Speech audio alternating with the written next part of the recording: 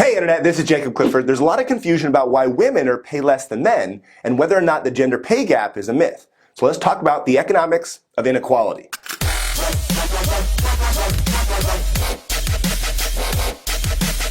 If you watched this year's Super Bowl, you probably saw the passionate car commercial about gender equality. It showed a girl in a soapbox race.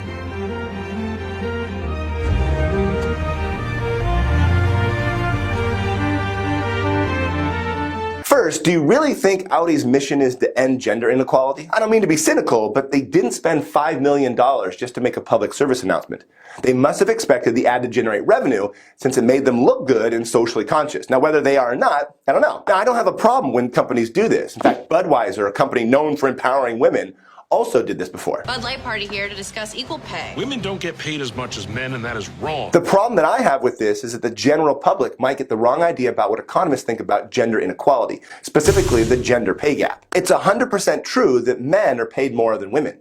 In fact, the average woman makes about 80 cents for every dollar that a man earns. And I've got 3 daughters too. Can you believe this? This is America in 2017. I don't know. There's something special about economists. They don't really work in the realm of feelings and emotions. When confronted with infuriating data like this, economists usually don't freak out.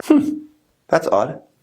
I wonder why. It turns out that that statistic, that women are paid 20% less than men, although true, is extremely misleading. Now, before I move forward, I included the links to the studies, articles, and the data that I'm using in the description below. So everything I'm talking about is supported by research, not my patriarchal, anti-woman opinion. I should also mention that I personally have seen a lot of empirical evidence that women are in many ways better than men. My female students work harder and they're less likely to act up in class, and my wife is way more loving, kind, and consistent than I am. Here we go. The data shows there's 4 broad reasons why women are paid less than men. Number 1, women disproportionately choose college majors that lead to lower paid careers. Women are significantly more likely to attend and graduate from college, but many choose majors in the social sciences and the liberal arts.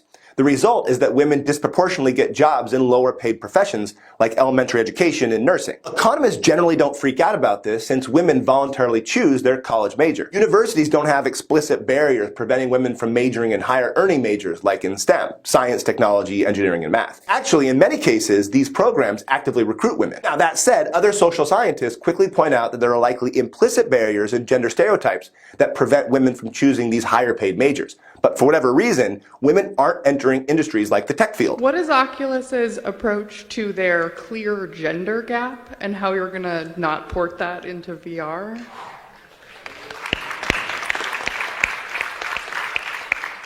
So I will address this carefully. In the selection process, there were very few women that applied. It was not that we selected for males, and in fact, women may have actually come out ahead in the selection process. There's 2 ways to look at the interaction between that woman and that tech executive. First, the male chauvinistic version. In the selection process, there were very few women that applied. And here's the pro-gender equality feminist version. What is Oculus's approach to their clear gender gap? They both have great points. I mean, women are not well represented in the tech industry, but they should be. Not just because it'll decrease the gender pay gap, but because having women on your team results in better products and more profit. Women often bring a whole different perspective, and that's extremely valuable to companies. So the point here is if you're a female student in high school or college, get into a STEM program. You can earn a whole lot of money. Reason number 2, women disproportionately have other responsibilities, including taking care of family. It's not surprising to learn that women earn less income in the short term if they temporarily put their career on hold to have children. But raising a family also has significant long-term effects. For better or worse, women tend to have more family responsibilities, so they're more likely to work part-time and therefore earn less income. And women that work full-time voluntarily work less hours than men and are less likely to work on weekends and holidays. Again, this all means lower incomes. For most economists, this is the main cause of the gender pay gap. I mean, unpaid family responsibilities consume a lot of time, and they limit some women's ability to make higher wages and get promotions. Think of a female lawyer that wants to make partner. If she has kids, she might not be able or not want to put in those rigorous hours that a male lawyer could potentially put in. And the data supports this since the wage gap doesn't become significant until women hit their 30s. Again, it's important to step back and realize that these are voluntary decisions made by individuals. No one's forcing women to have children and become the primary caretaker. Economists assume that women account for these long-term career and financial losses when they're deciding whether or not to have a family. Now, if this is true, then the majority of the gender pay gap and the fact that there are fewer female CEOs reflects women's preferences and priorities, not blatant discrimination. But if our goal still remains to make sure women and men are paid the same, labor economists do have some suggestions. First, companies could be encouraged to offer jobs with more flexible hours. Studies show that careers that involve independent work that can be done with a flexible time frame have less gender pay inequality. Another solution would be to change our traditional gender roles and make it so that women are not primary caretakers. The data suggests that it doesn't really matter who works those long and flexible hours to get a promotion and who decides to have a flexible schedule to raise children. As it is right now, society perpetuates gender roles that tie women to child rearing, but it's not set in stone. We can change it if we want to. Reason number 3, several studies reveal that women are less likely to negotiate higher wages or ask for raises. Researchers are still trying to understand why, but dozens of studies and experiments show that this behavior does add to the pay gap. Some economists have suggested a rather simple solution: transparency. In the US, it's often considered rude to ask coworkers how much money they make, but it would be a lot harder for firms to get away with paying some workers more and some workers less for the same job if they had to report their wages. And the fourth reason for the gender pay gap? Good old-fashioned discrimination. In one study, researchers sent out 2 sets of identical resumes that only had one small difference.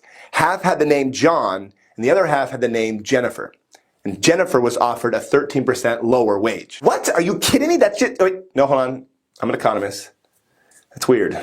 I wonder why. In the US, there's really not a formal or institutional bias against women, but there's clearly an unspoken or even unconscious bias that keeps women from getting certain jobs and earning higher incomes. Now, it's hard to know exactly how much discrimination adds to the gender pay gap since horrible people don't report their horrible intentions, but many economists think it accounts for less than 4%. In other words, after all the other variables that I've mentioned are taken into account, like college majors, working hours, family responsibilities, and the lack of negotiation, women earn on average more than 96% of what men earn. So wage discrimination is a problem, and we do have work to do, but the real earnings by women are way better than the 80% statistic that pundits and politicians report. When economists look at inequality, they keep in mind that unequal doesn't always mean unfair.